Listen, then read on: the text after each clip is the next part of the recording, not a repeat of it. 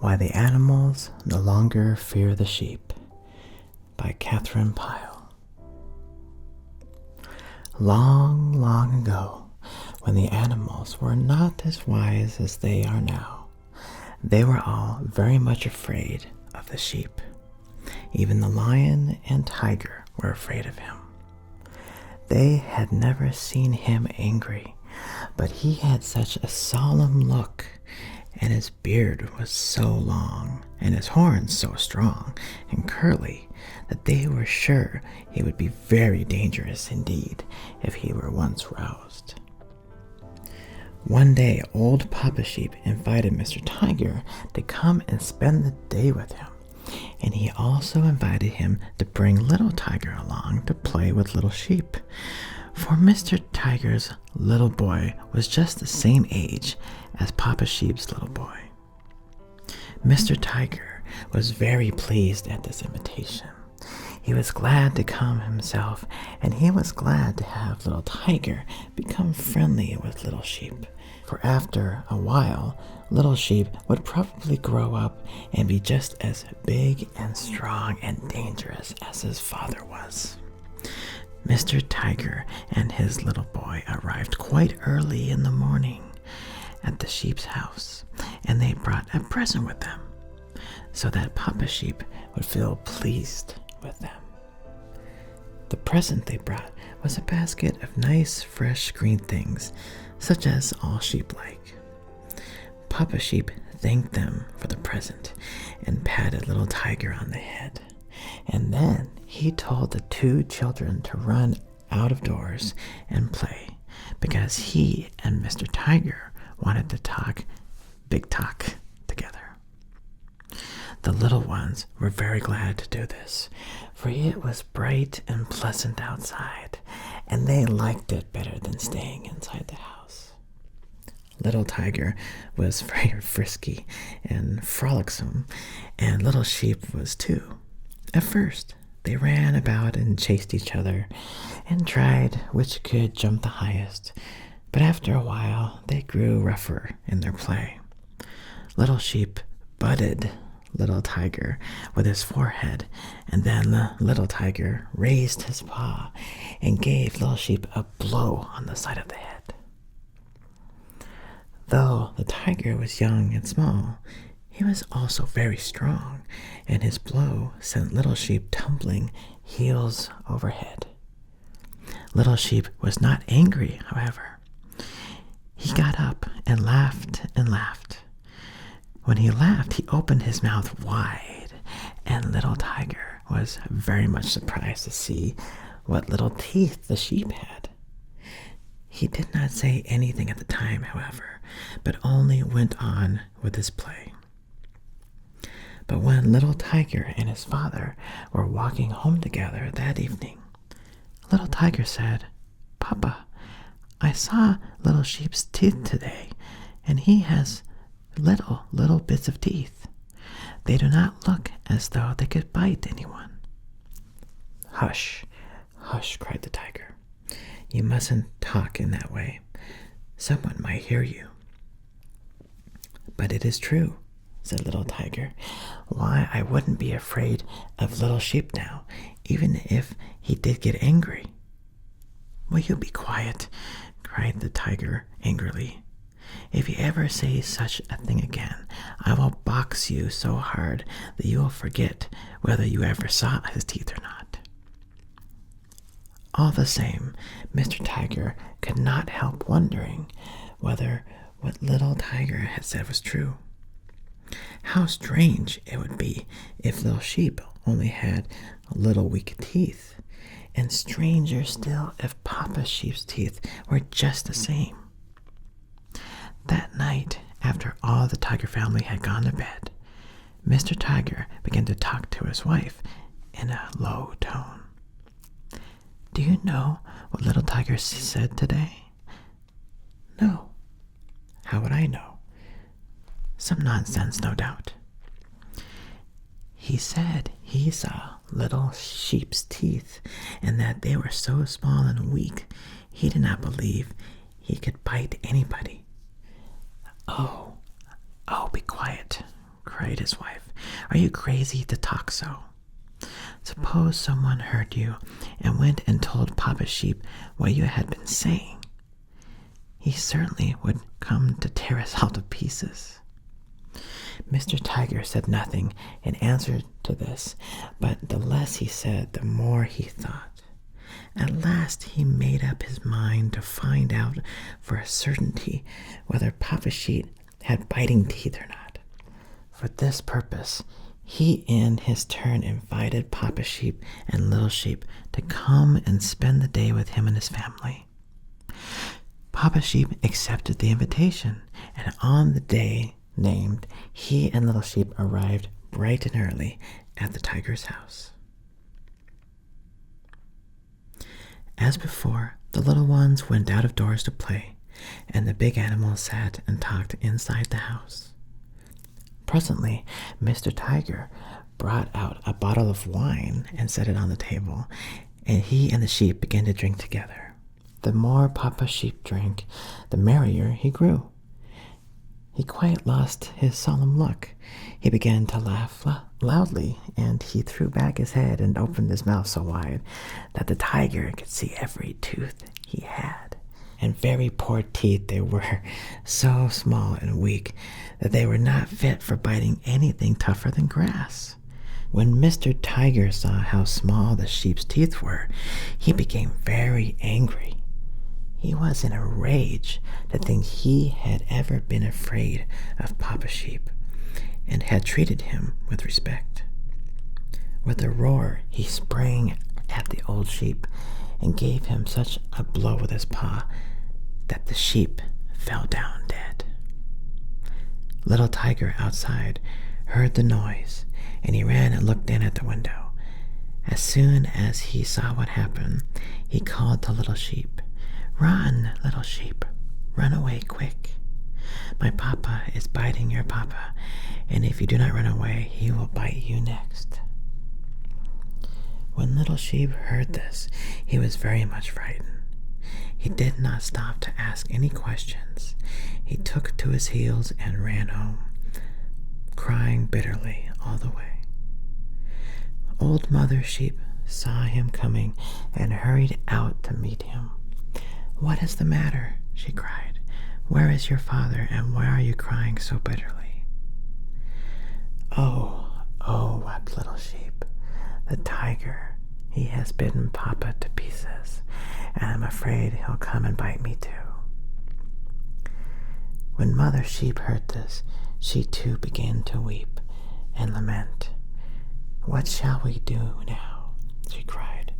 "Where shall we go? The tiger will certainly come in search of us next, and tear us to pieces as he did your father." At this, the little sheep raised his voice and wept more bitterly than ever. Now, it so chanced that when Mother Sheep ran out to meet Little Sheep, she met him under a tall tree, and in this tree the Queen of the Birds was sitting. The Queen heard everything the two below her said, and she felt very sorry for them because they were in such distress and terror. She flew down to a branch just over their heads and spoke to them in a soothing manner. "I have overheard all that you have been saying. This tiger that you speak of is indeed a very wicked animal. You are in great danger, but do not be afraid. I will help you. I have a plan that may rid us of him forever. Go back to your home, shut yourself in, and remain there quietly until I send you further word." When Mother Sheep heard this, she was comforted, for she saw at once that it was a queen that was speaking to her. She promised to do as she was told, and with Little Sheep at her side, she returned quickly to the house. There they shut themselves in and sat down to wait for what might happen. Meanwhile, the queen flew away to the forest where she lived and called all the birds together. "Listen now," she said to them. Do you know what the wicked tiger has done? He has killed poor old Papa Sheep, who never did harm to anyone. We all know how cruel the tiger is, but this is the worst thing he has done yet. It is time for us to rid the forest of him." The queen then told them that she was going to give a grand ball. To this ball she intended to invite the tiger, and not only should he be invited, but he should be her own partner for the dance. "When the music begins, you also must take partners," said she. "We will all stand up to dance, and then I will give a sign, and all of the herons must clap their wings together. When they do this, the rest of you must instantly hide your heads under your wings. When I make another sign, they will again clap their wings, and then you must take your heads out again. If the plan I have in my mind only works out well, we will soon put an end to this tiger."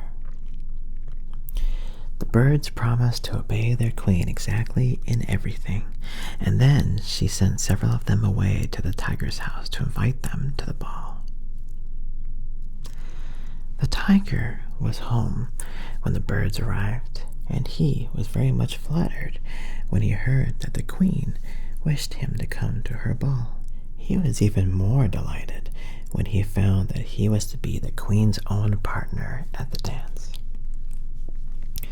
He at once began to make himself ready, smoothing his whiskers and brushing his coat until it shone. The tiger's wife, however, was not at all pleased. "What nonsense is this?" cried she. "Why would you want to go to a ball? You have never been to court before, and you will not know how to act.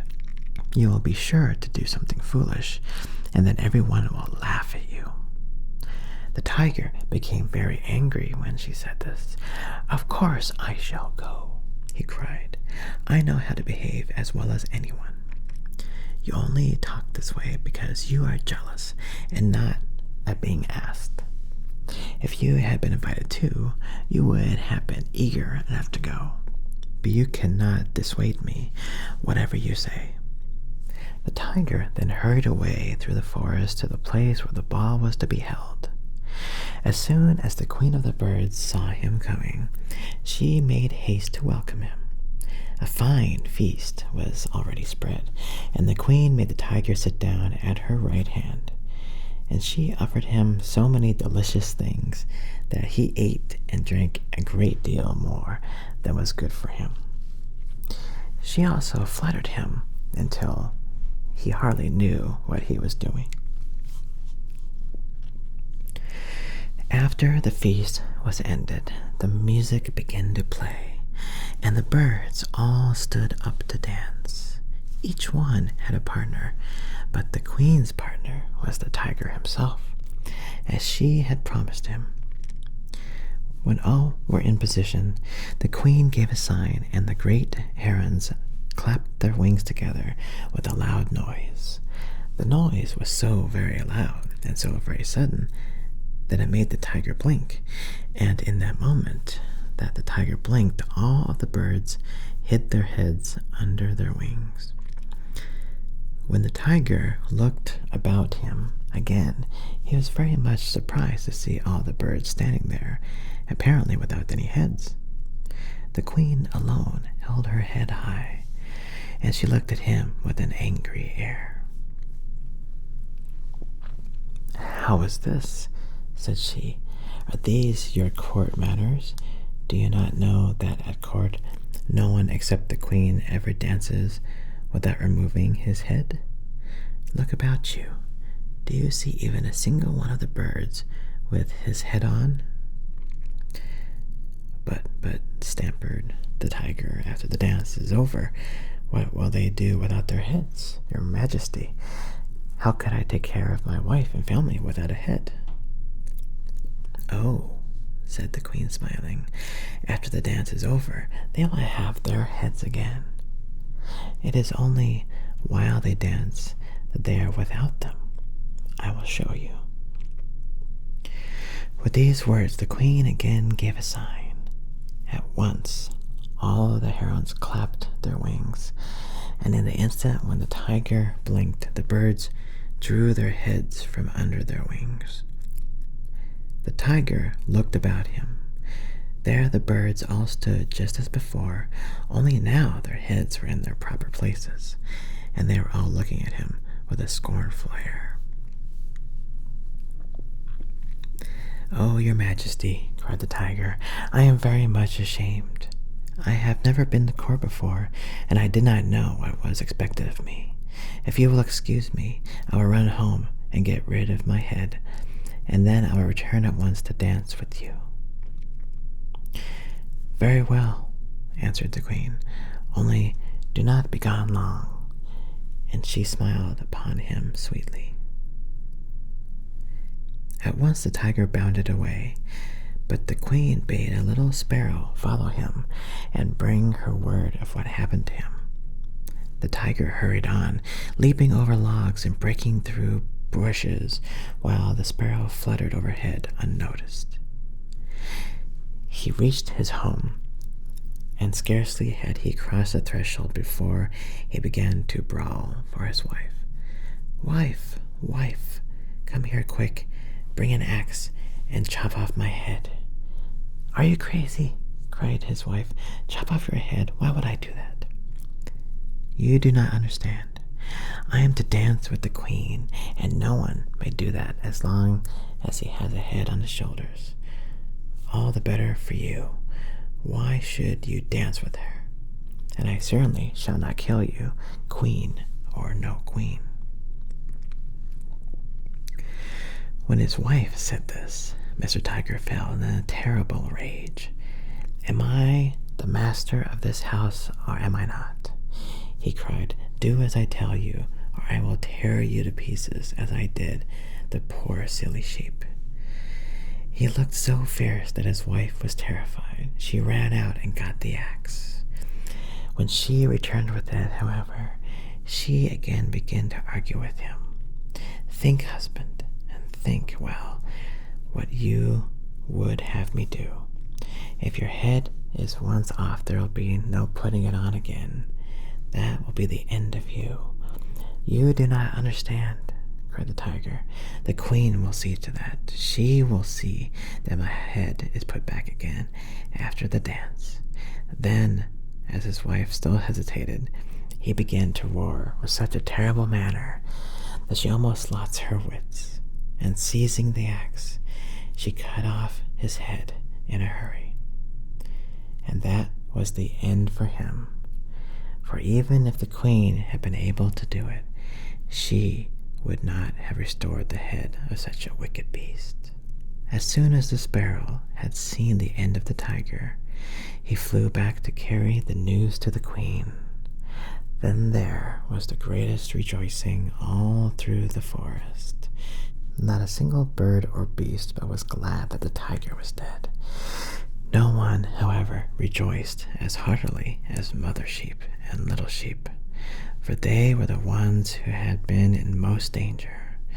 Now they could come out from their house again and go about their usual business.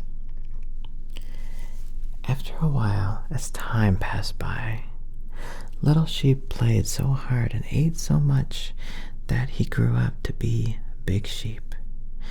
He was larger and stronger than his father had ever been. His beard was longer, and his horns were curlier, and yet nobody was afraid of him.